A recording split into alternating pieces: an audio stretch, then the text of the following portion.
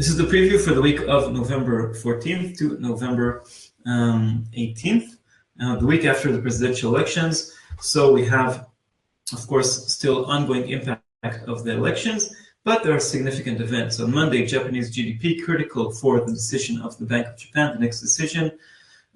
Chinese industrial output follows suit.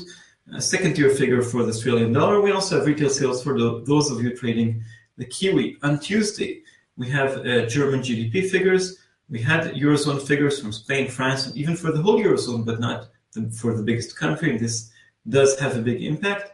We also have UK CPI. We'll see if the decision by the Bank of England to not move on interest rates was indeed justified. And I realize I'm not sharing my screen with you, so you can see everything here on the screen. Let's continue with, that's the first slide for the preview for next week. More events on Tuesday. We have, of course, the full Eurozone GDP, now updated, but Germany is more important. US retail sales. Did Americans buy more in October before the elections or not? Always a big figure, always important for the Fed. We have milk figures for New Zealand for those trading the Kiwi. On Wednesday, we have another important release from the United Kingdom, the jobs report.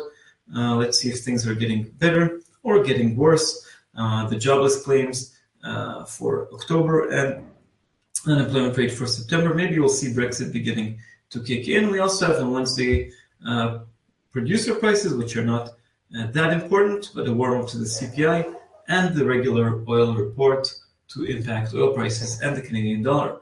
On Thursday, we have the Australian jobs report.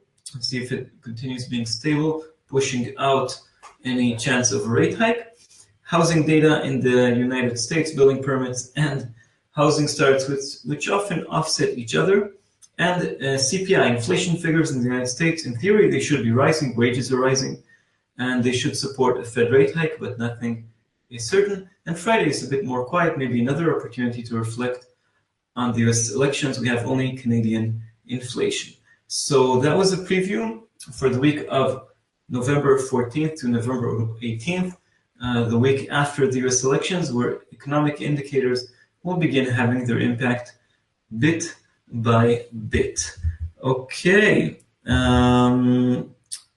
Yeah, sorry again for all the technical issues.